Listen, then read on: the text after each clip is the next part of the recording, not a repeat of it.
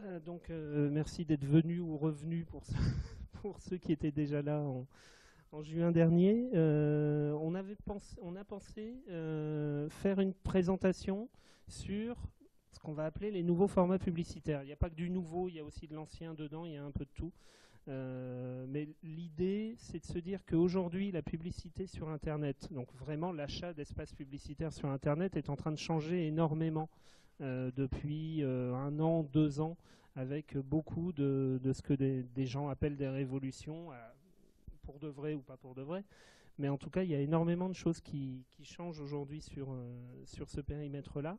Je me disais que c'était peut-être intéressant de faire un point, de voir ce qui existe aujourd'hui en achat publicitaire, on en parle beaucoup, de savoir aussi ce qui se cache derrière, de savoir aussi ce qu'on peut en tirer comme performance, qu'on peut en tirer comme résultat, et de faire un petit tour sur ces différents paysages. Alors comme on n'est pas beaucoup, j'en profite, je pose 2-3 questions avant de démarrer. Vous êtes familier avec l'achat de publicité sur Internet ou pas du tout? Qui est familier? Oui. Déjà fait des campagnes, acheté des campagnes, les deux? Éditeur et annonceur. D'accord? Plutôt, d'accord. Alors je ne vais pas parler du tout d'AdWords pour le coup. On va vraiment, voilà. AdWords est un levier à part, des mécaniques à part, un système à part. C'est la boîte de Google, donc je ne vais pas du tout aborder le côté AdWords. On va essayer de se focaliser un peu sur d'autres choses. Alors je fais un début extrêmement généraliste, vocabulaire, présentation, etc., juste pour resituer un peu le secteur et pour savoir comment ça fonctionne. Ça permettra de détailler un peu d'autres fonctionnements par la suite. Un peu de vocabulaire sur la façon dont on achète aujourd'hui la publicité sur Internet. On achète la publicité de différentes façons, sur différentes modalités d'achat. Pour ceux qui connaissent AdWords, le format qu'on utilise sur AdWords, c'est du CPC, c'est-à-dire qu'on achète à un prix unitaire un clic sur Internet, un clic sur une bannière, un clic sur une annonce, un clic sur un emplacement publicitaire. C'est pas le seul format publicitaire qui est aujourd'hui, c'est pas le seul moyen d'achat publicitaire qui est utilisé sur Internet. La majorité des choses qu'on rencontre aujourd'hui, quand on parle de bannières, quand on parle d'achat média traditionnel, c'est du CPM, c'est-à-dire qu'on achète pour 1000 affichages de publicité. Et quand je dis affichage, c'est affichage, c'est pas visualisation. Donc c'est l'éditeur qui s'engage à afficher 1000 fois, 2000 fois, 3 millions de fois, etc., des bannières sur son site. On achète parfois, très rarement, à ce qu'on appelle du coût par acquisition ou du coût au lead, c'est-à-dire du formulaire rempli.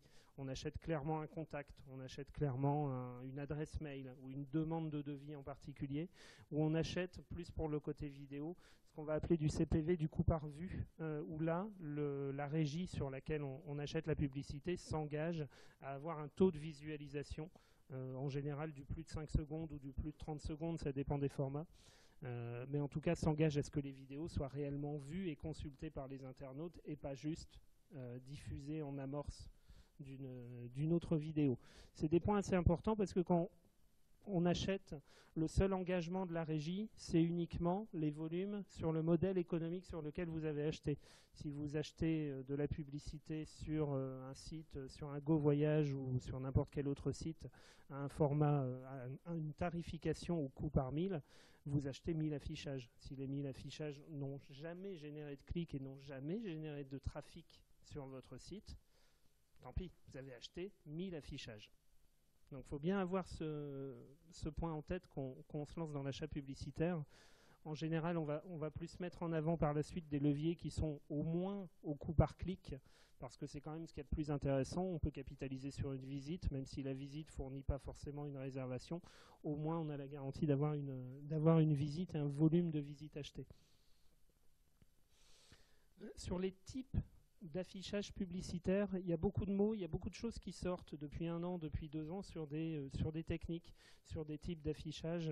Pour ceux qui font beaucoup de veille, c'est des mots qui passent en permanence sur tous les sites qui parlent d'achat média. On distingue en général, enfin, dans mon quotidien, je distingue 4 types d'achat média, de plateformes de diffusion de publicité. Ce qu'on va appeler le display traditionnel, ce que j'appelle le display traditionnel, c'est de la bannière, c'est du mail, c'est ce qu'on voit partout sur des sites d'annonces. C'est la petite bannière que j'ai trouvée pour l'IRIA ce matin sur Voyage SNCF, qui est un bête pavé animé, qui est un bête flash, un bête GIF, qui s'achète en général soit en direct, soit via des grandes plateformes sur des sites, qui est payé en général au coût par 1000, donc uniquement à l'affichage, et qui reste très traditionnel dans son achat, c'est-à-dire qu'on achète une affinité avec le support. Je choisis d'acheter des bannières sur Voyage SNCF, avec des possibilités de ciblage, le contenu de la page, avec le type de profil, le type de personne qui va consulter ces pages, mais toujours sur une cible en particulier, toujours sur un support en particulier, donc je n'achète que sur du Voyage SNCF. Les sites, les éditeurs qui utilisent ce genre de système se sont vite retrouvés bloqués, en fait, et se sont vite retrouvés dans un corner qui était que tout le monde est d'accord pour acheter la page d'accueil du Figaro. Hein. Tout le monde est d'accord pour avoir sa grosse bannière en haut de la page d'accueil du Figaro. Les gens sont un peu moins partants pour être dans le 18e article qui est paru aujourd'hui et qui parle juste d'une entreprise du Jura. Parce que franchement, avoir une bannière à cet endroit-là, ça n'a pas énormément de valeur. Et du coup, les régies traditionnelles se sont retrouvées avec pas mal d'invendus, avec pas mal d'espace où il n'y avait pas moyen de mettre de la publicité parce que personne ne voulait être affiché là. Et du coup, ils ont eu la bonne idée d'aller copier AdWords et de vendre tous ces espaces aux enchères via ce qu'on appelle aujourd'hui l'achat programmatique. Il y a plein de noms pour désigner ça. C'est de l'achat programmatique, c'est des ad exchange, c'est des RTB, du real-time bidding. Il y a plein de façons de le désigner. En gros, tout le monde a mis ses inventaires en commun. Donc on a une grosse base de bannières qui est adressable, d'emplacements publicitaires qui sont adressables partout, qui sont vendus aux enchères et sur lequel on n'achète plus un emplacement, on achète une audience. Je veux être affiché auprès d'un homme parisien 35 ans. Sur quel site? Je m'en fous. Je veux un homme parisien 35 ans. Je veux être diffusé auprès de cette personne. Et en fonction de cette demande en termes d'achat, on a un moteur, on a un algorithme qui va décider qu'il faut aller acheter plutôt sur une page profonde du Figaro, plutôt chez Le Parisien, plutôt sur l'Express. Je parle de grands sites médias, tous les sites sont concernés par ce genre de fonctionnement, mais qui va aller chercher le meilleur endroit où on peut espérer aller trouver cet homme 35 ans plutôt parisien. Ça, c'est de l'achat programmatique. On l'achète aux enchères. En général, c'est vendu bien moins cher qu'un emplacement dédié sur une page d'accueil ou sur une tête de rubrique. Mais on ne sait pas où on va atterrir. On n'a aucune idée de où on va atterrir et on l'achète bien entendu au coût par 1000. Donc on ne sait pas où on va atterrir et on ne sait pas si les personnes qui sont en train de consulter cet article sur mon entreprise du Jura vont bien vouloir cliquer sur ma bannière ou pas. À côté de ça, on se rend compte en fait que les taux de clics sur ces bannières sont en général extrêmement faibles. Quand je dis extrêmement faible, on est dans de l'ordre du 0,1%. Plutôt extrêmement faible. C'est pour ça que dès qu'on va parler d'achat média, on va parler de millions d'affichages. Il ne faut pas être étonné si quelqu'un vous dit vous allez être affiché 125 millions de fois. Chouette, mais personne ne va cliquer. Oui, mais 125 millions de fois. Quelle est la solution pour avoir des campagnes plus impactantes? On a juste ressorti un truc qui marchait super bien dans la presse il y a 20 ans, c'est le public rédactionnel. C'est la page qui ressemble à un article avec 3 photos, mais qui en fait est une page de publicité. Et depuis, on va dire 2 ans et demi, on a un gros boom de ce qu'on appelle le native advertising. Le native advertising, c'est de la publicité, mais qui n'en a pas l'air. Donc c'est une inclusion de texte à l'intérieur d'un autre texte. C'est une page de communiqué qui est sponsorisée par Sony, qui est sponsorisée par qui on veut, qui est un achat publicitaire. Donc vous achetez un article, vous achetez un emplacement éditorial, vous achetez une publicité, mais qui est déguisée en contenu éditorial, plus ou moins bien, de manière plus ou moins maligne, de manière plus ou moins franche, pour favoriser la consultation, le clic, l'engagement de l'internaute.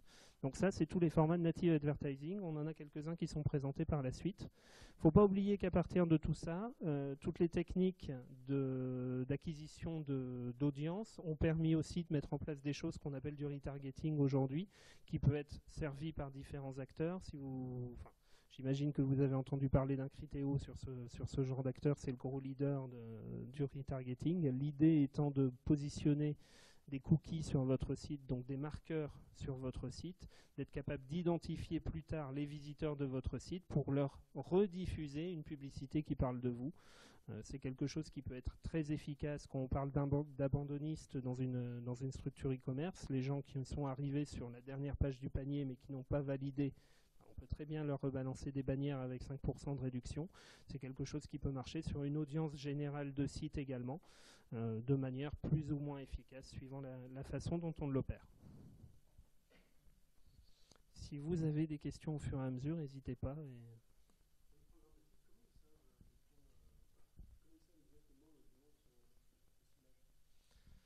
Le programmatique va reprendre en fait des données qui sont issues du parcours de tous les sites qui sont dans la régie. Des comportements d'achat, des profils qui sont laissés quand on fait un achat, quand on remplit un formulaire d'abonnement à une newsletter, etc.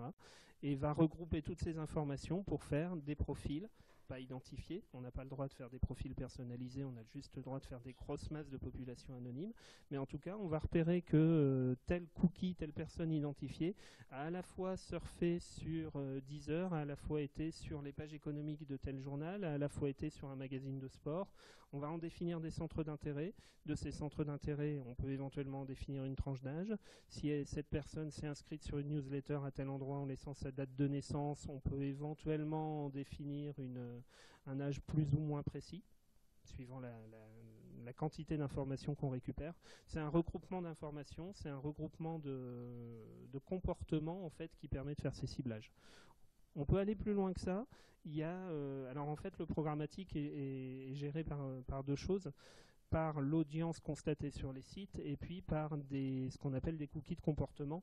On sait aujourd'hui, par exemple, qu'un Last Minute ou un Go Voyage est capable de revendre une audience et de dire, bah voilà, j'ai un paquet de cookies, j'ai un paquet de personnes identifiées, d'ordinateurs identifiés qui ont parcouru des pages Amérique du Nord.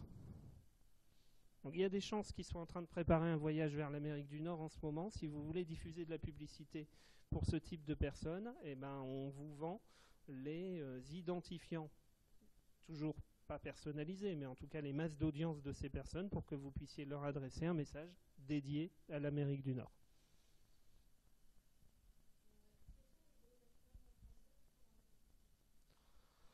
Alors, le paysage est assez fragmenté sur les programmatiques parce qu'on est en fait aux mains des plateformes techniques. Et c'est surtout les plateformes techniques. Je ne connais pas forcément tous les acteurs. J'ai l'habitude de travailler avec un Dataxu, en termes de Dataxu, qui est une grosse plateforme. En fait, on ne va pas réfléchir en plateforme, on va réfléchir en capacité d'adressage. C'est-à-dire tout le monde met à disposition des inventaires, tout le monde met à disposition des données. Est-ce que la plateforme technique que j'utilise a la capacité d'aller se connecter sur tel inventaire ou sur telle donnée? Et c'est vraiment le pouvoir est vraiment sur la plateforme technique. Les gros outils techniques, ça va être ça. C'est ce qu'on appelle des DSP, c'est un Dataxu. Il y en a quelques autres. J'avoue que je n'ai pas révisé mes fiches sur le nom des plateformes, mais je pourrais le retravailler. Ces plateformes techniques pour aller cibler leur population et pour dire je veux acheter sur un emplacement qui est plus presse nationale, je veux plutôt aller cibler des célibataires 30 ans, je veux aller chercher des comportements d'achat voyageurs Amérique du Nord et rassemble l'ensemble de ces données sur la plateforme. On a un comptage ensuite qui est fait, donc on aura environ je ne sais pas, 200 000 personnes ou 10 millions d'affichages potentiels sur un mois sur ce genre de cible, et on achète aux enchères ce type d'emplacement. Alors après, on reste sur une plateforme d'enchères. On n'a pas la garantie de l'affichage. Si un autre acteur vient le lendemain avec des prix plus attractifs sur la plateforme, c'est lui qui remportera la mise et c'est lui qui aura l'affichage. La plateforme ensuite est là pour maximiser le revenu de chacun, pas la dépense, le revenu des autres, donc pour aller diffuser le plus offrant à chaque fois sur tous les endroits et maximiser les revenus des supports.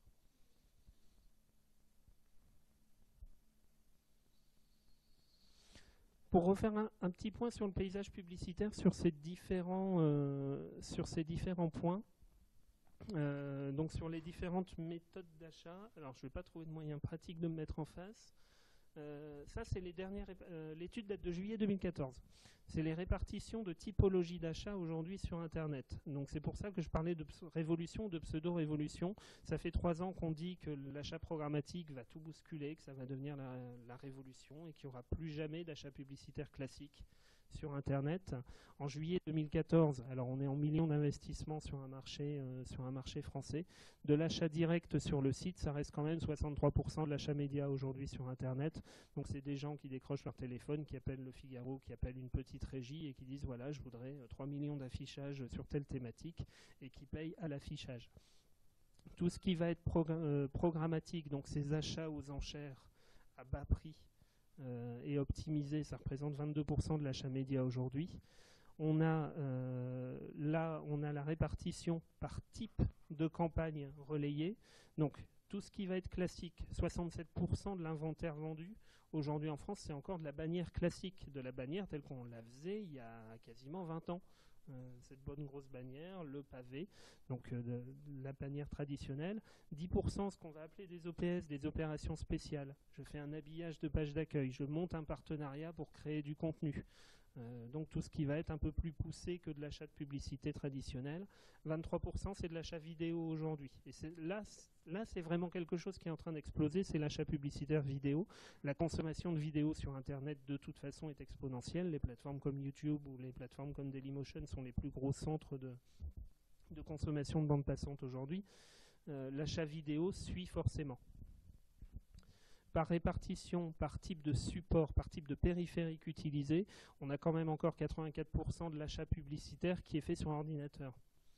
Donc la révolution mobile, elle est en route, mais elle n'est pas encore totalement passée dans l'achat publicitaire. Quand je veux acheter de la pub, je l'achète avant tout sur un ordinateur, sur un vrai écran. C'est vrai aussi que le transactionnel et que l'achat e-commerce, il se fait encore majoritairement sur ordinateur pour la plupart des gros produits de consommation et encore plus sur tout ce qui va être voyage et transport. 2% sont faits sur la télé connectée, pour l'instant c'est anecdotique, ça viendra mais c'est anecdotique. 14% sont faits sur des supports mobiles et tablettes. Donc on n'est pas encore dans la révolution de l'affichage sur mobile. Les régies sont très très fortes pour faire du marketing et pour annoncer que tout ce qu'elles font c'est une révolution et c'est franchement l'avenir. Quand on voit les chiffres, on peut encore se faire des plans d'achat média traditionnels sans aucun problème. Pour se reconcentrer un peu sur les bannières, je repose toujours des bases sur ces points-là. Tout ce qui est bannière, c'est régi par des normes. Les formats sont établis, ils sont immuables, ce sont à peu près les mêmes depuis 15 ans. C'est l'IAB qui est l'Internet Advertising, je ne sais plus du tout ce que veut dire le B, mais qui est l'association qui regroupe en fait toutes les régies au niveau mondial sur le digital, qui a édicté ces formats, qui en sort des nouveaux à peu près tous les 18 mois, on va dire, pour en requalifier des nouveaux. Les traditionnels sont là, ça va être le skyscraper, ça va être les pavés, les bannières classiques. L'IAB a ressorti il y a 2 ans des bannières qui étaient des formats standardisés, qui sont des formats qui se déroulent sur le côté, des formats qui se déroulent en tête de page. Je pense qu'on les a tous vus sur des gros sites médias. C'est des choses qui sont standardisées. Ça a un gros avantage, c'est que quand vous devez créer des choses, quand vous devez créer des bannières, vous pouvez aussi bien les envoyer à tel site ou à tel autre site. En général, ça passera partout. Quand vous rentrez dans une logique d'opération spéciale ou vraiment de trucs d'affichage sur mesure, ce qui va être des habillages de sites, tout ce qui va être l'habillage en haut, gauche-droite, par exemple, sur des pages d'accueil, là, vous rentrez dans des formats plus spéciaux et en général, tout le monde s'arrange pour avoir ses propres particularités. Donc, vous serez obligé de tout redévelopper à chaque fois. En termes de format sur ces bannières, GIF, PNG, HTML5, j'ai arrêté de faire du flash il y a 1 an à peu près. De toute façon, ça s'affiche plus du tout sur les terminaux mobiles et sur les tablettes. Donc ça sert plus à grand chose de le faire. Il y a encore beaucoup de monde qui le fait, mais honnêtement, les possibilités d'affichage du HTML5 sont identiques à ce qu'on peut faire avec Flash en termes d'animation. Donc pourquoi s'embêter sur ces points-là? D'autant que c'est beaucoup plus léger à charger. Il y a un point qui est important qu'on considère de faire de l'achat média et qu'on considère de faire de l'affichage traditionnel, c'est ce qu'on appelle la viewability. C'est totalement imprononçable, c'est le pourcentage de bannières réellement vues par l'internaute sur le pourcentage de publicité servie. Encore une fois, quand on achète au CPM, on achète des affichages. On n'achète pas des vues. Donc, pour augmenter mon inventaire, je suis un éditeur de presse, je veux faire de l'inventaire publicitaire, je vais me mettre 2-3 bannières en bas de page pour avoir un peu plus d'espace et puis vendre un peu plus cher mon inventaire. Vous scrollez, vous, jusqu'au bas de la page sur les sites médias que vous consultez, ou vous allez juste en bas de l'article?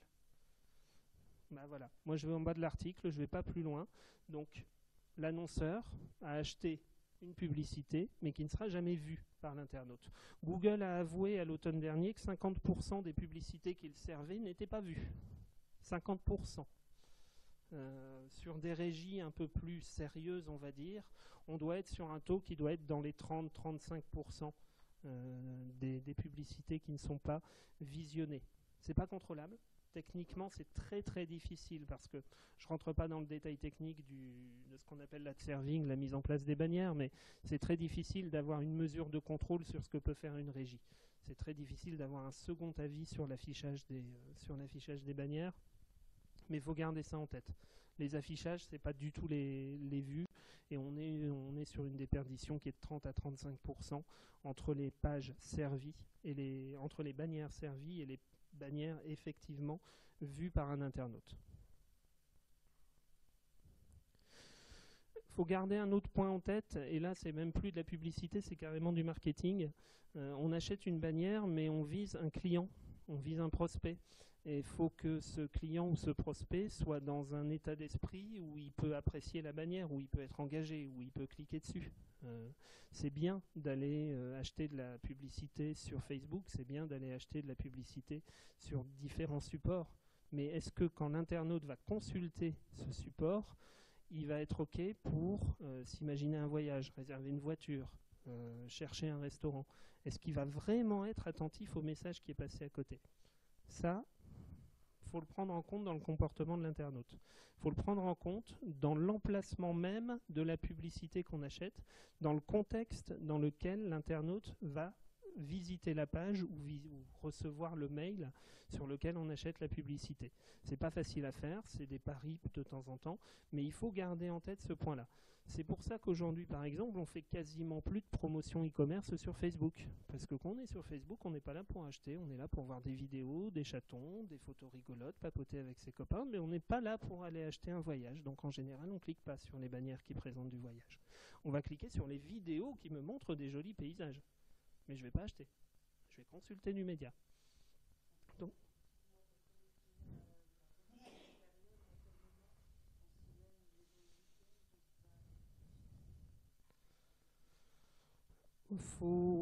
alors, quand on va demander une campagne publicité, la régie va sortir un plan média et va s'engager à tel niveau d'affichage, etc. On peut demander à être affiché uniquement sur telle période. En général, on va le payer très cher. Voilà. C'est pas dit que ce soit rentable d'aller demander du ciblage dans ces modèles-là. Autre exemple, hein, j'en parlais avec un collègue cette semaine, sur un site comme RTL.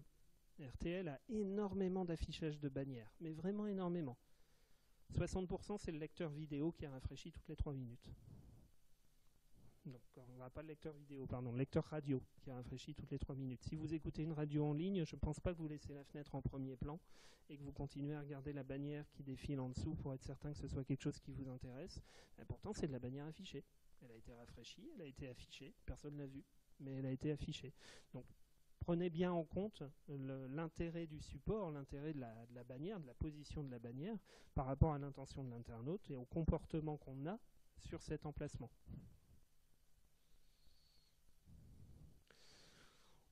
Je vous présente quelques plateformes, quelques idées aujourd'hui qu'on essaye de mettre en place sur des acteurs orientés voyage, orientés tourisme.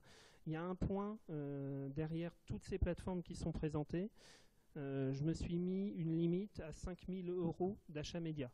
On peut aujourd'hui, sur ces plateformes, opérer une campagne publicitaire à 5 000 € maximum d'achat média. Je me suis dit que c'était un billet assez important en termes d'investissement. Mais quand on se penche du côté de la publicité, il y a énormément d'acteurs qui sont là. En dessous de 40 000, vous n'aurez rien. Donc je me suis fixé une limite à 5 000 pour vraiment présenter des choses qui sont envisageables dans une structure qui se lance ou dans une structure qui est en début de vie. On parlait de native advertising, j'avais déjà présenté la régie en juin dernier. Pardon pour ceux qui étaient là, c'est une redite. On a une plateforme qui s'appelle Ligatus, qui peut être assez intéressante. Alors Ligatus, vous parcourez des sites de presse, j'imagine. Vous avez sans doute remarqué que vous avez toujours 4 photos qui se trimballent en bas de tous les articles et qui vous proposent soit de vous réabonner à SFR, soit de faire du rachat de crédit. En général, c'est les deux annonces qui tournent en permanence. Donc c'est du lien publicitaire qui est affiché en général en bas des articles de presse. Ils ont la majorité des acteurs de la presse écrite, de la radio, de la télé aujourd'hui en site éditeur, mais un énorme avantage. Ça reste du format assez sexy, il y a quand même de la photo. Alors ils interdisent de mettre un logo, on n'a pas le droit de mettre son logo, on n'a pas le droit de mettre sa marque, on est obligé d'avoir de la photo qui est pseudo-éditoriale. Donc on est plus sur du paysage, on est plus sur une photo d'un établissement, on est plus sur une mise en situation des clients. Un titre, un texte, le tout payé uniquement au clic. On va être, on va dire, entre du... je m'avance un petit peu, suivant le ciblage et suivant ce qu'on veut obtenir, on va être entre 60 centimes et 1,40 € du clic. Donc sur un secteur comme le voyage, c'est concurrentiel par rapport à du AdWords. Quand on va chercher du mot-clé générique sur AdWords, on est totalement dans ces gammes de prix. Ça peut être aussi pertinent. La différence par rapport à AdWords, c'est qu'on n'est pas sur l'intentionniste. La personne qui est sur AdWords est en train de rechercher quelque chose. La personne qui est sur Ligatus est en train de consulter un article. Donc elle n'est peut-être pas mentalement prête à aller valider votre annonce. En même temps, si elle n'est pas prête, j'imagine qu'elle ne cliquera pas, donc vous ne paierez rien. J'imagine. Le gros avantage de Ligatus, c'est qu'il permet de faire du commercial. C'est la seule régie de ce type-là qui autorise à diffuser des prix. Donc vous pouvez très bien avoir une annonce avec un très très joli palmier, un très joli en dessous Costa Rica, Punta Cana, tout ce que vous voulez, et le prix du voyage. Parce que la plupart des autres régies, il y en a quelques-unes qui sont présentées derrière, n'autorisent pas la diffusion d'offres commerciales. Donc si on veut vraiment pousser une belle offre, du taux de réduction, vraiment de la pure offre commerciale, c'est une régie qui autorise ce genre de choses. Ça peut être assez intéressant à mettre en place. L'avantage aussi, c'est qu'on est sur des supports qui sont très presse écrite, presse quotidienne nationale, presse hebdomadaire. Donc on est en général sur des supports qui sont un peu plus CSP+, que la moyenne. On n'est pas sur, au féminin, on n'est pas sur du ado.fr ou ce genre de choses. On est en général sur des personnes qui ont un panier d'achat, qui ont des revenus qui sont un peu plus élevés que la moyenne. Ça peut être intéressant. Si vous êtes sur ce type de cible, bon, je pense que tout le monde a à peu près le type de cible des consommateurs qui ont un peu plus de moyens que les autres. En parallèle, on a une autre plateforme, pareil, j'avais un petit peu abordé le sujet en juin dernier, qui s'appelle Outbrain, qui fait à peu près la même chose, qui fait du lien, payé au clic, mais qui, elle, a choisi de mettre en avant des tonnes et des tonnes et des tonnes de formats différents. Donc on a des formats qui sont des listes d'articles, on a des formats avec images, on a de la vue vidéo, on a plein de formats différents, payés uniquement soit à la vue pour la vidéo, soit au clic pour les annonces textuelles, avec par contre une grosse contrainte. Outbrain se présente comme un réseau éditorial. Donc il faut absolument que le lien vers lequel vous renvoyez soit un lien éditorial et présente du contenu. On ne présente pas une offre, on ne présente pas un prix, on n'a pas un gros bouton réservé sur cette page-là. On a un article sur les meilleurs endroits de Paris, on a un article sur le dernier restaurant à la mode, etc. On ramène du trafic éditorial. Outbrain se veut une plateforme de cross-fertilisation entre les différents sites médias. C'est leur façon de se présenter. Le point est aussi qu'en général, Outbrain s'assurera toujours d'avoir dans ces liens, donc ceux ailleurs sur le web par exemple aujourd'hui, on voit, on est sur Red Bull, c'est de l'éditorial, n'empêche que derrière c'est Red Bull, c'est pas un vrai média qui communique, encore que Red Bull pourrait être un vrai média quelque part. Mais voilà, il s'arrangera aussi toujours pour avoir un lien, une contextualisation entre l'article qui est consulté et l'article vers lequel on renvoie. Donc on essaye de rester dans une même gamme de sujets, dans une même gamme de cibles, dans une même gamme de centres d'intérêt pour favoriser le clic. C'est plus du vous avez été intéressé par cet article, vous serez aussi intéressé par celui-là. À peu près équivalent. À peu près équivalent, on doit être sur une moyenne qui doit être dans les 80 centimes du clic. J'oubliais juste un point sur Ligatus. Alors, je travaille en agence, donc forcément, j'ai une relation particulière avec ces régies-là. Je ne suis pas là pour en faire la publicité, c'est pas le sujet, mais en tout cas, nous, on a des contacts au sein des régies, on leur envoie un mail, on a besoin de ça, ils nous renvoient une proposition et on valide de cette façon-là. Pour des plus petits investissements, Ligatus possède une plateforme self-service comme AdWords, donc qui vous permet de définir vous-même les annonces et de les pousser en ligne et de définir un budget journalier, un budget mensuel, donc de vraiment piloter de manière indépendante ce genre de campagne. Pour autant que je sache, Outbrain ne la possède pas. Une dernière qui est vraiment sur le même système, je ne m'étends pas, c'est Taboola, c'est plus américain qu'européen, mais ça fait à peu près la même chose, c'est du lien textuel illustré par photo, présent en bas d'article et qui renvoie vers d'autres articles. Eux autorisent aussi les contenus e-commerce, donc on doit pouvoir diffuser du prix, on doit pouvoir diffuser de l'information commerciale auprès d'eux. Ça fonctionne exactement de la même façon que les deux autres. Comme ce marché du native advertising et puis de la publicité éditoriale contextualisée fonctionnait plutôt bien, tout le monde s'y est plus ou moins mis. Et on a vu arriver au printemps dernier une plateforme qui s'appelle Yahoo Gemini, qui pour le coup est assez intéressante. Moi, quand on me l'a présenté, ça m'a plutôt bien plu. On a 2 points qui sont plutôt intéressants sur ça. On fonctionne sur des choses qui sont à peu près similaires à ce que j'ai présenté avant, donc il y a du Ligatus, etc. Il y a quand même un point qui est intéressant, c'est qu'il y a du self-service, donc vous pouvez créer vos campagnes en ligne sans passer par une agence, sans passer par un tiers. Vous pouvez très bien vous débrouiller tout seul sur la plateforme. Elle est assez simple d'utilisation, elle est assez intuitive et se rapproche assez d'AdWords, pour ceux qui ont déjà utilisé AdWords. L'avantage, c'est qu'on est captif de Yahoo. C'est une grosse particularité de Yahoo, ils sont très jaloux de leur audience. Ils ont une audience qui est plus consommatrice que la moyenne en général, qui achète plus en ligne que la moyenne, qui est un peu plus senior, qui est un peu plus CSP+, que le reste de l'Internet. Donc ils ne veulent pas la refiler à tout le monde. Et quand ils font un format publicitaire, ils gardent pour eux en général. Donc on a la certitude de n'être affiché que sur Yahoo, avec un gros levier de communication qui reste Yahoo Mail, qui reste de mémoire 30% des mails ouverts en France qui restent sur, en tout cas en webmail, qui restent sur du Yahoo. Donc ça reste un gros vecteur de communication sur les boîtes mail personnelles. Et on est sur des formats qui sont finalement assez malins parce qu'ils ne sont pas en bas de page, ils sont directement inclus dans les fils d'information. Donc on va avoir un fil d'information, ça c'est la version mobile.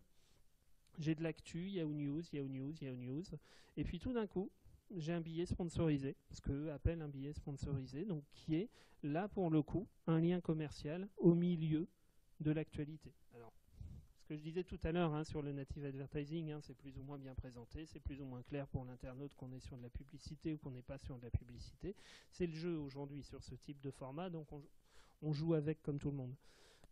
Mais l'avantage, c'est qu'il est quand même tagué Yahoo Sponsored sur le côté publicitaire et que Yahoo s'arrange aussi pour le contextualiser suivant le type de chaîne de contenu où il est diffusé. Donc on va avoir du contenu plus orienté voyage sur Yahoo Travel, on va avoir du contenu plus orienté mode sur un Yahoo People ou sur les chaînes féminines, on va avoir un contenu plus orienté peut-être masculin sur les chaînes sport ou voiture.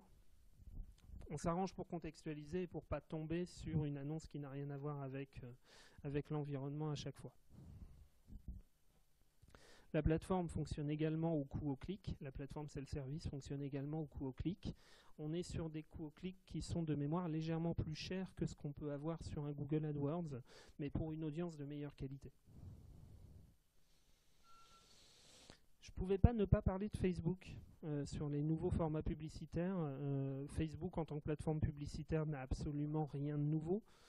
Par contre, Facebook s'attache bien à sortir à peu près 3 nouveaux formats publicitaires et en tester 3 par mois. Donc il y a toujours quelque chose à tester et à essayer sur Facebook. C'est quelque chose qui est... Alors, j'avoue, j'aime pas énormément Facebook. En tout cas en achat publicitaire, parce qu'on est totalement hors contexte, parce qu'on n'est pas là pour voir de la pub sur Facebook, et on sait de toute façon que les gens qui cliquent n'ont pas cliqué dans un intérêt e-commerce ou dans un intérêt de consultation d'offres. Ils sont là pour manger du média, entre guillemets. Donc ça peut fonctionner dans une consommation de médias, ça peut fonctionner pour mettre en avant de la photo, pour mettre en avant de la vidéo. Ça fonctionne très très bien pour recruter du fan, pour avoir plus de volume de fans ou plus de volume de likes sur ces messages. C'est d'ailleurs tout le cœur de cette régie-là, c'est que Facebook a mis en place aussi les annonces publicitaires pour générer avant tout plus de consultations sur ses contenus propres.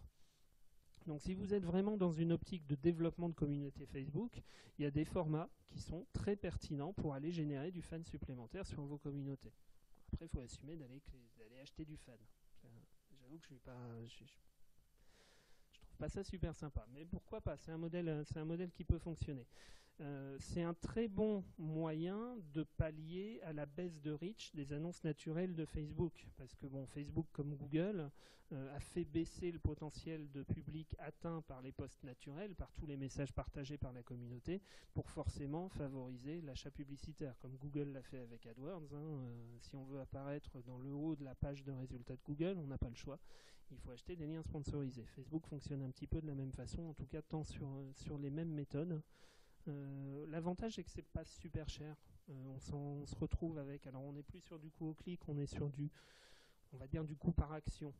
L'action étant je like, je deviens fan, je clique pour aller voir l'article sur le site web. Ça dépend des formats, ça dépend des mises en avant qu'on fait. On peut très très bien s'en sortir avec du 10 centimes ou du 15 centimes de l'action.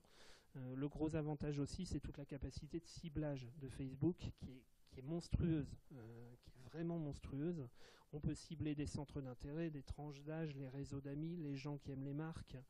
Je peux très bien imaginer que je m'appelle Air France, et ben je vais en priorité aller cibler tous les gens qui aiment la Lufthansa, British Airways, Emirates et Singapore Airlines pour essayer de les en récupérer le maximum. Je peux faire du bassin géographique d'audience, je peux tout faire. Je peux tout faire en termes de ciblage. C'est incroyable, c'est un très très beau terrain de jeu pour faire du marketing. C'est juste le début pour Facebook, parce que ce qui s'annonce avec Facebook en achat publicitaire dans les 12 à 18 mois à venir va être encore plus monstrueux que ça. Facebook a annoncé aujourd'hui qu'il faisait plus des 2/3 de ses revenus sur terminal mobile. Donc c'est les clics sur les publicités mobiles qui génèrent les 2/3 des revenus de Facebook. On est sur des données de fréquentation et d'usage qui sont colossales. Et Facebook a racheté en fait en mars dernier une plateforme technologique qui s'appelait Atlas, qui historiquement est la plateforme d'achat média de Microsoft. Enfin bon, il y a un gros micmac entre eux. En fait, ce qu'est en train de faire Facebook, c'est qu'il est en train de brancher cette plateforme d'achat publicitaire sur les profils des internautes Facebook. Ce qui va permettre, sur un achat de bannière, d'aller cibler les likes et de dire je veux afficher ma bannière sur le site Au Féminin ou du Figaro aux gens qui sont fans d'Air France et qui habitent à Paris, qui ont renseigné Paris dans leur campagne Facebook et qui sont célibataires. On aura ces infos de Facebook, on maîtrisera les réseaux d'affichage qui seront affiliés à Facebook pour le coup via cette plateforme, et surtout on pourra toucher la même personne avec un message personnalisé sur tous les terminaux qu'elle utilise. Parce qu'on a tous un point commun, il y a un endroit, il y a un réseau sur lequel on est connecté avec le même identifiant sur tous nos devices, c'est Facebook. Je suis connecté Facebook sur mon ordinateur, je suis connecté sur mon mobile, je suis connecté sur ma tablette, avec le même compte Facebook à chaque fois.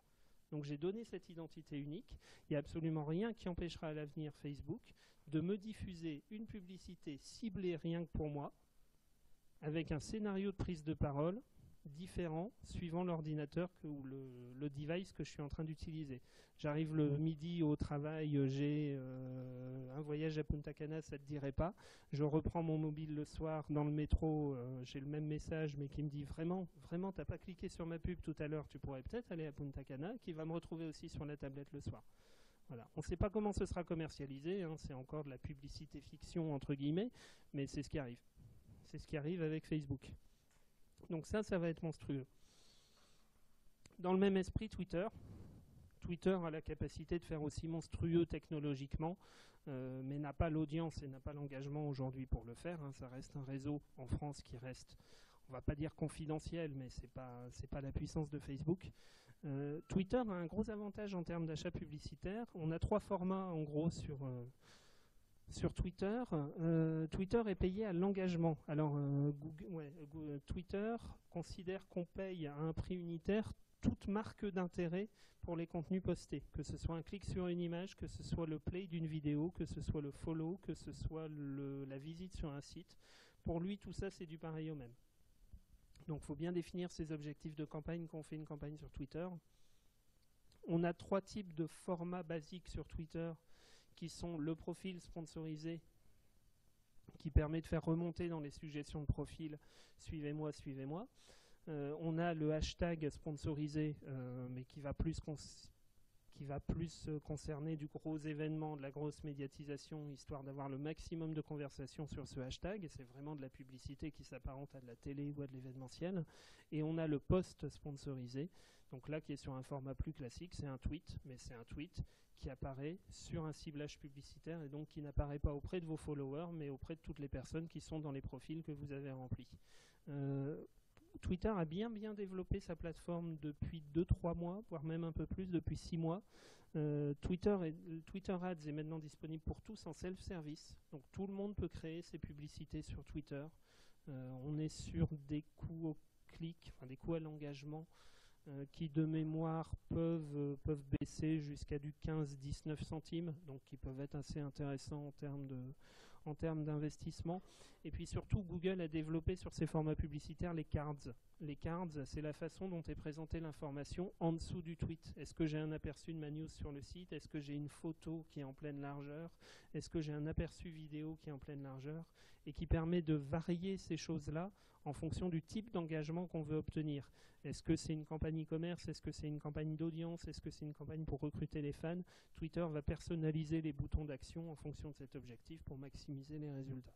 C'est plutôt malin. Maintenant, il faut avoir forcément un compte Twitter qui fonctionne bien et qui draine pas mal d'audience au départ pour déjà amorcer la pompe en termes d'audience, et puis surtout derrière un business model qui correspond à la médiatisation de Twitter. C'est comme sur Facebook, hein, on fait très peu de e-commerce sur Twitter, ou alors il faut réussir à se raccrocher à un événement télévisé ou faire du newsjacking pour récupérer de bonnes pratiques. C'est compliqué. Le e-commerce sur Twitter, ça reste quand même compliqué. On parlait de vidéo, je reviens sur les leviers programmatiques, donc tout l'achat aux enchères. On a quelques régies vidéo. J'ai pris celle-là parce que c'est la dernière que j'ai utilisée dans une proposition. J'avais le logo sous la main. Advideum par exemple, donc c'est de la vidéo en pré-roll. Vous savez tous que c'est insupportable la vidéo en pré-roll. On essaye de regarder un clip sur YouTube et on a 30% de Pampers juste avant. C'est vraiment insupportable. Reste que ça se vend. C'est pour ça que c'est insupportable. Autant YouTube est totalement inaccessible en plan média et il faut investir des milliers pour être présent, ne serait-ce qu'avec une toute petite part de voix sur YouTube, autant tous les sites de presse se sont lancés dans la vidéo. Et toutes les presses régionales, presses nationales ont leurs journalistes avec un smartphone ou avec un Canon 5D qui est parti filmer la manifestation au coin de la rue et qui revient avec sa vidéo. Et bien ces vidéos, il faut bien les rentabiliser et on a des régies comme Advideum qui se chargent de faire du pré-roll dessus. Donc vous êtes diffusé en pré-roll sur des vidéos de presse nationale, de presse spécialisée. Voilà, ça c'est la chaîne culturelle. Après il y a Téléstar et Énergie, mais c'est quand même la chaîne culturelle. Vous avez l'assurance d'avoir des vidéos vues en pré-roll sur les contenus vidéo de ces chaînes. Non, eux se chargent de l'héberger, mais c'est un coût supplémentaire dans le plan média. On est sur des tarifs qui vont être au coût par vue. J'ai plus les ordres de grandeur en tête, mais les dernières propositions que j'ai eues étaient sur une enveloppe globale de 4 000 €. Je retrouverai et puis je referai un résumé sur les échelles de coûts. C'est intéressant, unitairement c'est intéressant. Maintenant, mesurer l'impact d'une vidéo, c'est quoi l'impact réel d'une vidéo en pré-roll sur un internaute? Pour l'instant, moi, j'ai pas trouvé la formule. Il y a peut-être des gens qui ont trouvé la formule là-dessus. Mais honnêtement, ma vidéo de 10 secondes qui est passée avant la news sur Beyoncé sur Pure People, je sais pas la trace qu'elle a laissée chez mon internaute. Enfin, autre que de l'agacement parce que c'était un pré-roll.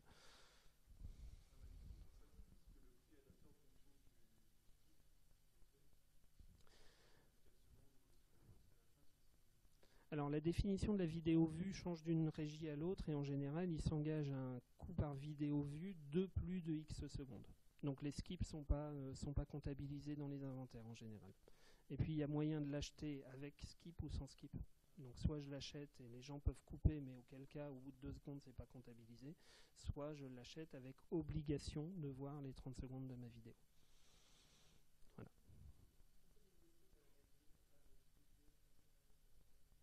Ah non, non, c'est de la plateforme aux enchères, donc c'est à eux d'optimiser la vidéo qui donnera les meilleurs résultats de rentabilité en fonction des supports. Voilà. Oui, ça peut poser des problèmes d'image. Oui. Ah bah complètement, ça peut.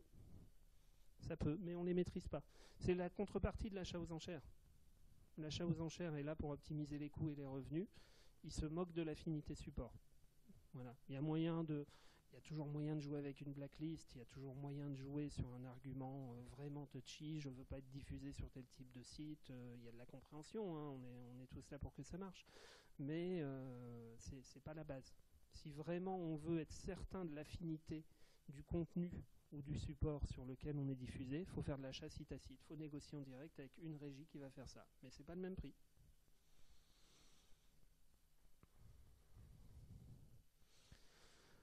Faut pas négliger pour autant les régies traditionnelles. Je les ai un peu dénigrées gentiment au départ sur ça. Ça reste quand même entre 60 et 80% de l'achat média qui est fait. En se débrouillant bien, on peut faire des trucs très très bien avec elles. Vraiment très très bien. Mais il faut creuser. J'ai réussi, c'est en cours de mise en place, ça devrait être mis en place en février. On a discuté avec Last Minute et on était avec un acteur du partage de voitures. Je laisse ma voiture au parking de Roissy et puis elle peut être louée pendant ce temps-là. La question, c'est comment je vais trouver des gens qui décollent à Roissy. Merde, en publicité. Qu'est-ce qu'ils ont ces gens? Qu'est-ce qu'ils font? Ils font des recherches. S'ils font des recherches, on ne sait pas s'ils vont décoller ou pas. Ils n'ont peut-être pas fait leur réservation.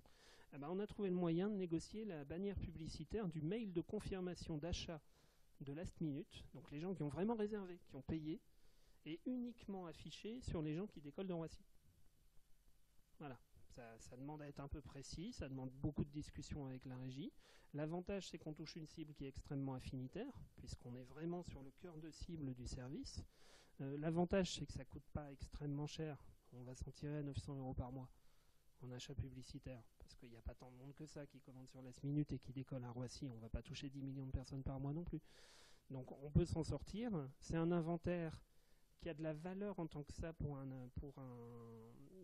le client avec lequel on travaille, mais qui n'a pas de valeur au global pour Last Minute, parce que si Last Minute devait passer son temps à négocier les mails de confirmation de départ de tous les aéroports de France, il faudrait une armée, un call center de 500 personnes pour y arriver sur la réservation tous les mois. Donc si on a bien un besoin, si on a bien un contexte, si on a bien un ciblage, et si on connaît un peu la régie, ça peut aider aussi, on peut réussir à faire des affaires sur ce genre de choses. Alors après, je ne sais pas ce que j'aurai comme taux de clic sur cette bannière, je ne sais pas si j'aurai vraiment énormément de réservations par la suite, mais je sais que sur cet affichage, je suis sur la cible exacte que je cherchais et au meilleur moment possible pour annoncer, puisque je sais qu'elle vient de réserver. Donc c'est le moment où lui dire « t'as réservé ton avion », bon ça on réserve ton parking en même temps, tu seras tranquille. Donc on peut avoir ce type de fonctionnement. On peut travailler avec un Voyage SNCF. Voyage SNCF est habitué à faire des packs pour les offices de tourisme. L'office de tourisme du Creusot, l'office du tourisme de Aurillac, de tout ce que vous voulez. Ce pas des gens qui vont mettre 6 millions d'euros en investissement achat média sur Internet, ils ne les ont pas. Donc il y a aussi des possibilités d'afficher sur ce genre de choses. Il y a un point quand même à connaître sur ce genre d'acteurs, c'est qu'en général vous avez des blacklists sur les types de métiers à annoncer. On n'a pas le droit d'annoncer de l'hôtellerie sur Voyage SNCF. Ils ont un accord avec Expedia qui distribue les hôtels, donc interdiction de faire des publicités pour des hôtels. Tous les acteurs ont leurs petites particularités. faut juste discuter avec eux et en général, on peut réussir à trouver un moyen d'avoir des choses qui tiennent la route. On va avoir des écrans partout bientôt, mais vraiment partout. Vraiment partout. Ça, c'est de la publicité sur pompe à essence. Voilà. C'est vendu par une petite régie qui est à Lyon, qui s'est spécialisée là-dessus, mais vraiment là-dessus. Ils ont une capacité de toucher 3 millions d'automobilistes par semaine. Voilà, c'est la quantité de personnes qui fait le plein de sa voiture en France. Sur une semaine, sur le réseau de publicité, ils sont chez Shell, ils sont chez Carrefour, chez Casino, chez Intermarché, ils sont à peu près partout. L'écran est affiché une fois que vous avez rentré vos coordonnées de carte bleue sur les pompes en self-service. Et puis, avec la petite musique, une publicité vidéo. Alors, mesurer l'impact de ces choses-là, ça va être un peu compliqué. On peut imaginer une URL dédiée, on peut imaginer de mesurer les pics de trafic après la semaine de diffusion ou ce genre de choses. Quoi qu'il en soit, en termes d'affinité, si vous cherchez de l'autopartage, si vous cherchez de la facilité au péage, si vous cherchez du voyageur d'affaires, il y a quand même moyen d'aller trouver une cible assez sympa sur ce genre de choses. Et puis encore une fois, on est sur des campagnes qui commencent à 2500 € chez eux. Donc il y a peut-être moyen d'essayer des trucs. La mesure de la performance est très très compliquée sur les pompes à essence, hein, j'en ai pleine conscience. Et on n'a pas le degré d'attention idéal quand la personne est en train de faire le plein de sa camionnette. Mais en tout cas, ça laisse présager de certaines choses. Dans le même esprit, on a un Waze qui vend de la publicité et qui vend de la publicité d'une manière assez intelligente. Alors pareil, hein, mesurer l'impact, ne me demandez pas. Pour l'instant, j'ai pas trouvé la solution. Mais Waze, en fait, fait de la publicité pour les boutiques à côté de l'endroit où on est et n'affiche cette publicité qu'au feu rouge. Donc au moment où le mobinote est attentif, il est capable de détecter qu'à cet endroit il y a un feu, qu'il y a un temps d'arrêt du véhicule, puisqu'il est connecté au GPS, qui est de plus de X secondes, et de déclencher. Vous avez faim, il y a un Pizza Hut à 2 pas d'ici, arrêtez-vous sur le parking d'à côté. Voilà. Bon, après, hein, le taux de résultat, le taux d'impact, on peut imaginer tout ce qu'on veut, mais ça laisse présager de modèles qui sont assez intéressants en interactivité, en comportement.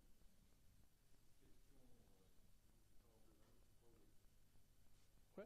C'est un GPS. C'est un GPS sur téléphone.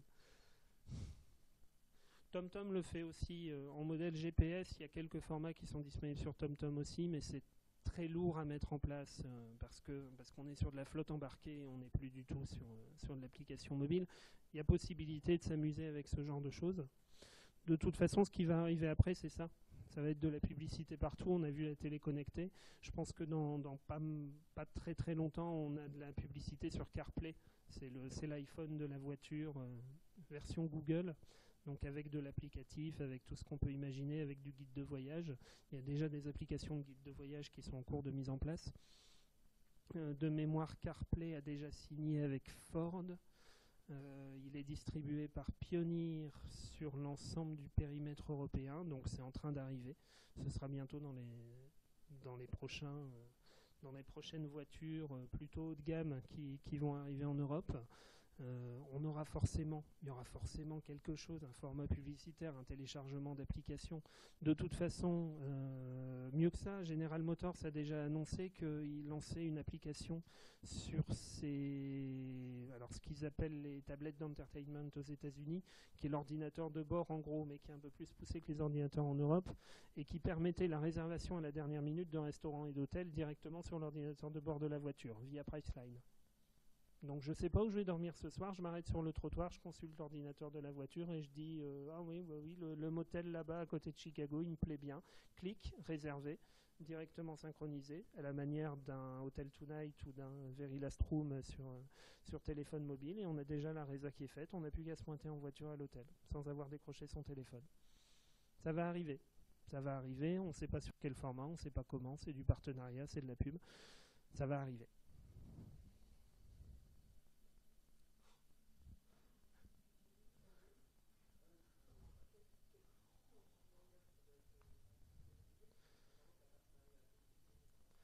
J'ai pas les moyennes sur Waze. J'ai pas les moyennes, j'ai pas les grilles de tarifs sur Waze. On me l'avait présenté de manière assez sympa, mais j'ai pas eu le détail de la grille. Ils sont pas extrêmement actifs en France en termes de régie publicitaire, j'entends, pas en termes de développement. Donc pour l'instant, j'ai pas de visibilité sur les points d'entrée.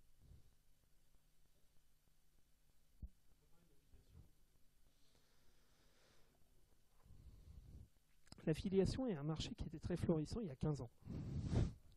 C'est un marché qui est extrêmement compliqué aujourd'hui. Alors, soit on considère l'affiliation vraiment au sens traditionnel, plateforme d'affiliation, PubliquID, TradeDoubler, Zanox, tout ce qui existe sur ces marchés-là. Aujourd'hui, ce n'est pas des marchés qui sont morts, mais c'est des marchés qui sont trustés par les très très gros acteurs. Et l'intérêt d'une plateforme d'affiliation, je le dis de manière extrêmement transparente, c'est de générer le maximum de volume. Et on fera toujours plus de volume avec Air France qu'avec n'importe quel acteur. On fera toujours beaucoup plus de volume avec Last Minute ou avec Opodo qu'avec n'importe quel acteur. Donc aujourd'hui, le marché de l'affiliation, c'est un marché qui est un peu bouclé, parce que pour entrer, très clairement, les régies vont demander, vous faites combien de visiteurs par mois, vous faites combien de business, est-ce que vous alignez votre plan de rémunération à celui de British Airways? Faut le tenir. Le plan de rémunération, il faut le tenir. 7% d'une commission sur de l'hébergement, d'une commission sur l'aérien, il faut avoir les moyens de la tenir en commissionnement business derrière. Donc on va souvent être sur un point d'entrée qui va être extrêmement bloquant pour les nouveaux arrivants. Alors l'affiliation, c'est la rémunération c'est du commissionnement, c'est la rémunération au commissionnement sur la diffusion de bannières. Voilà. Le dernier point sur le marché de l'affiliation, de toute façon, le marché de l'affiliation aujourd'hui tient principalement à cause des codes promo. Des codes promo. Je suis affilié, je veux faire le maximum de ventes possible. Qu'est-ce que je vais faire? Je vais diffuser un code de promotion. Les gens viendront chez moi, consulteront le code de promotion. Le code de promotion m'est propre en tant qu'affilié, donc toutes les ventes qu'utilisant ce code de promotion me seront rémunérées. J'aime pas énormément l'affiliation. Mais ça fait partie de l'écosystème aujourd'hui, mais ça fait partie de l'écosystème des gros acteurs. C'est très compliqué à mettre en place pour un acteur entrant.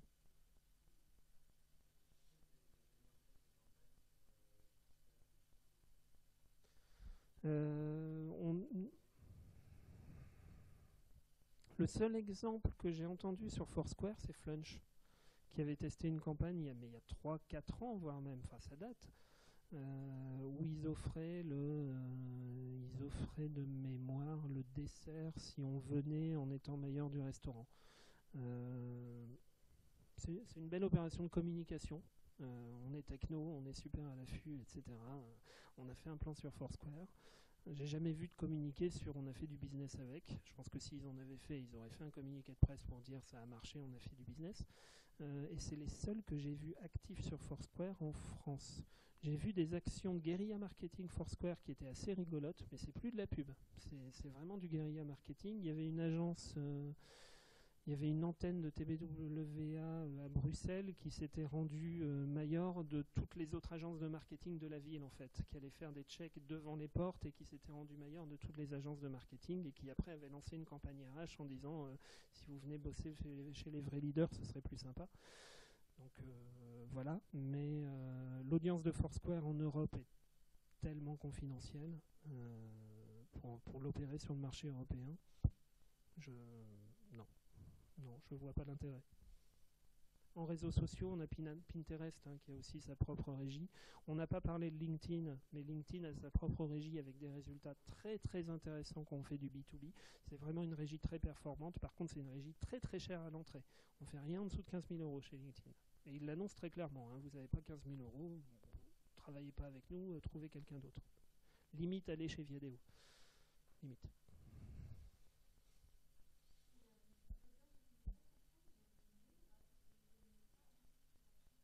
Les bureaux de Pinterest en France sont assez récents, ça fait 1 an qu'ils avaient été créés.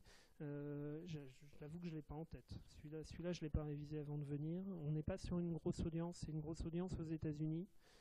Par contre, sur les retours que j'en avais, les résultats en termes de performance e-commerce étaient assez décevants finalement. Autant on touche des influenceurs, autant on peut diffuser du média. Et dans une campagne de vraie communication, mais vraiment au sens communication pure, ça peut fonctionner. Dans un esprit marketing, on n'a pas trouvé la ficelle. Sur le secteur du voyage, ça avait été testé par Ryanair à une époque, qui diffusait vraiment de l'image avec de la promotion, avec des ventes affiliées, mais qui n'avait pas fait un chiffre monstrueux avec ça et qui avait très vite laissé tomber. Il me semble que Last Minute avait joué pas mal aussi, mais je me souviens pas de résultats assez intéressants. Oui.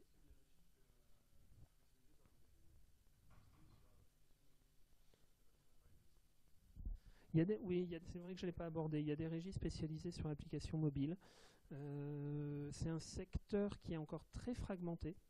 Alors, toutes les régies qu'on a vues peuvent commercialiser de l'application mobile. Après, on est sur un secteur qui est extrêmement fragmenté et sur lequel on va principalement être sur des modèles de coût au téléchargement ou de coût au clic sur des formats qui ne sont pas spécifiques, qui ne sont pas très unifiés. Soit on va être sur du format très très riche sur certaines applications, type de l'interstitiel, en ouverture des échos, ce genre de choses, donc vraiment du format très très riche, mais qui pour le coup va être très très cher, même si honnêtement en conversion il n'a pas énormément de valeur, mais ça reste l'appli des échos, donc on achète la marque aussi, il y a toujours un jeu sur ce côté-là. Ou alors on va être sur des régies qui diffusent énormément soit du push, soit du partenariat avec d'autres applications, et qui ensuite se font rémunérer au nombre de téléchargements. Alors après, il y a des précautions à prendre, parce qu'un téléchargement, c'est pas un usage, et c'est pas parce que j'ai installé l'application que je vais vraiment m'en servir.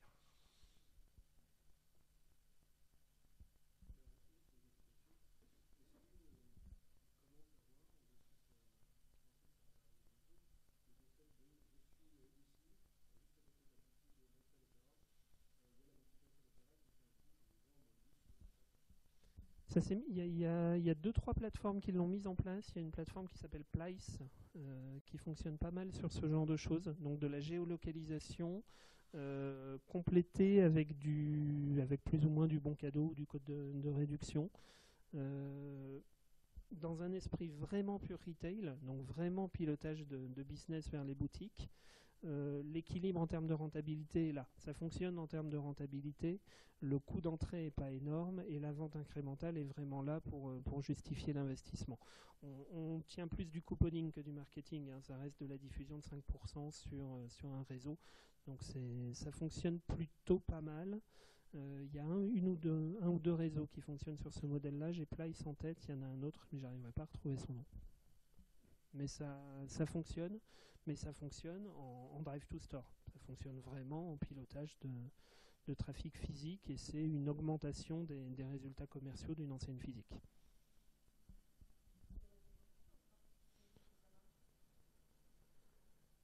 C'est compliqué à mesurer. C'est compliqué à mesurer. On a en fait, on a deux tendances sur ça. Si on est sur le code promo, le vrai frein, c'est les plateformes de distribution physique. C'est la capacité de centralisation de l'information sur la caisse enregistreuse, en gros. Et la capacité à traiter l'ensemble de ces flux. Qu'est-ce que j'ai vraiment sur mon 5% de réduction? Quand est-ce que je l'applique? C'est un code promo, je peux pas. Est-ce que le client qui allait entrer, il est entré parce qu'il a reçu le message, ou il serait entré de toute façon?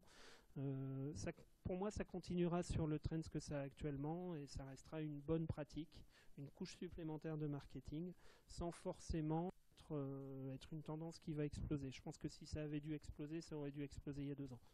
On a une deuxième tendance qui va être le placement de beacons dans les boutiques, et qui va être le push sur les personnes possédant mon application qui sont déjà dans la boutique.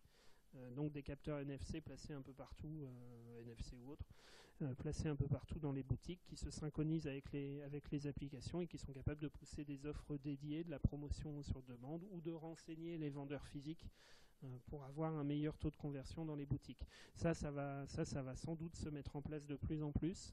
Il y a pas mal de monde qui est en train de le tester. J'ai pas vu de gros résultats. Il me semble qu'il y a un réseau d'agences de voyage qui le teste. Je me demande si c'est pas Thomas Cook. Je reste toujours accroché au secteur voyage. Aéroport de Paris le fait pas mal pour vérifier les flux de voyageurs à l'intérieur des aéroports, et pour justement mieux orienter soit vers des boutiques, soit vers des points de vente, soit vers les enregistrements.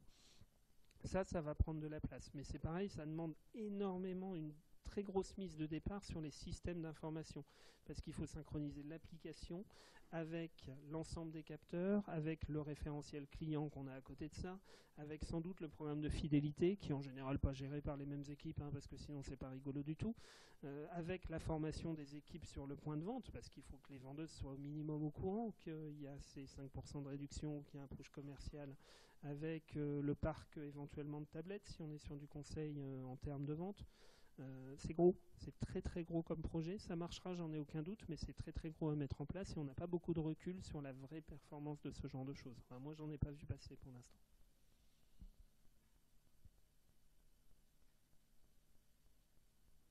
Et bah, du coup, merci beaucoup.